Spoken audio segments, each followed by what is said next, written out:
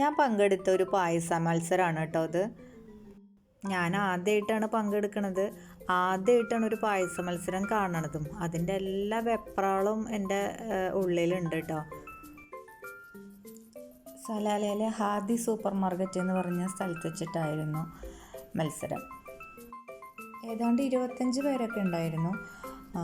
പിന്നെ കാണാനും പായസത്തിൻ്റെ രുചി അറിയാനൊക്കെ ആയിട്ടുള്ള ആൾക്കാരായിരുന്നു പിന്നെ കൂടുതലുണ്ടായിരുന്നത് കേട്ടോ. എനിക്ക് തോന്നുന്നു എല്ലാ പായസ മത്സരം ഏതാണ്ട് ഇങ്ങനെയൊക്കെ തന്നെയായിരിക്കും റൂൾസും റെഗുലേഷൻസൊക്കെ. എന്തായാലും പ്രത്യേക ഇതായിട്ടൊന്നും ഉണ്ടായിരുന്നില്ല.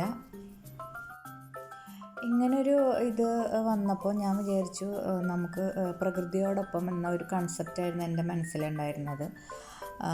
ആർട്ടിഫിഷ്യലായിട്ടുള്ള സാധനങ്ങളൊന്നും ഉപയോഗിക്കാതെ നമ്മൾ പ്രകൃതിയോടൊപ്പം നിന്ന് മൺചട്ടി പിന്നെ പൂവ് ഇല അത് മാത്രം ഉപയോഗിച്ചിട്ട് അങ്ങനെ ഒരു ഇതാണ് ഞാൻ എൻ്റെ മനസ്സിൽ കരുതിയിട്ടുണ്ടായിരുന്നത്.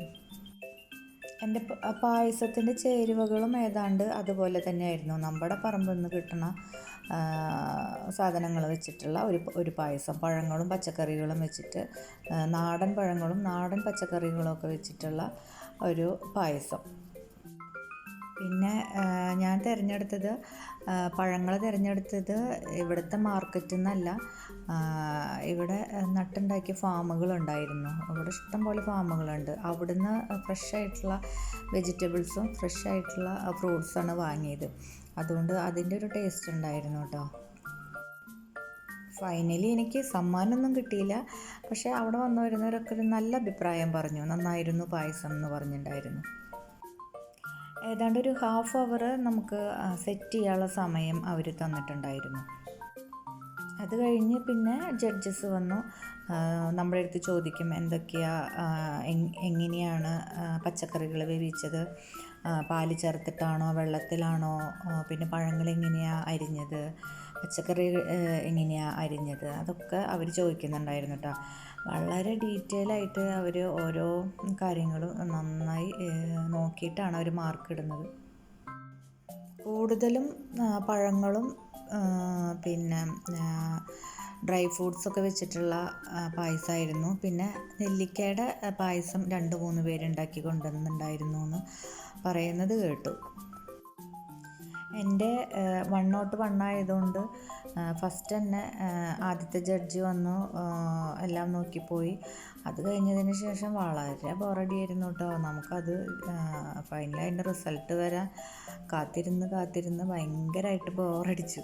പിന്നെ തൊട്ടടുത്ത് തന്നെ നമുക്ക് പറ്റിയൊരു കൂട്ടുകാരി കിട്ടിയതുകൊണ്ട് കുറച്ച് നേരം ഞങ്ങൾ സംസാരിച്ചൊക്കെ ഇരുന്നു. ആളും ഇതേപോലെ ഫസ്റ്റ് ടൈമാണ്. ആൾ മക്രോണി പായസമാണ് ഉണ്ടാക്കിയത്. നന്നായിരുന്നു. പറഞ്ഞ് ഞാനുണ്ടാക്കിയ പായസത്തിൻ്റെ ഡീറ്റെയിൽസ് പറഞ്ഞില്ലല്ലോ. ഞാനെടുത്ത പഴങ്ങൾ പപ്പായ, നേന്ത്രപ്പഴം, ചെറുപഴം, പിന്നെ മാങ്ങ, പിന്നെ പച്ചക്കറികൾ ചേന, മത്തങ്ങ, കുമ്പളങ്ങ, വെള്ളരി.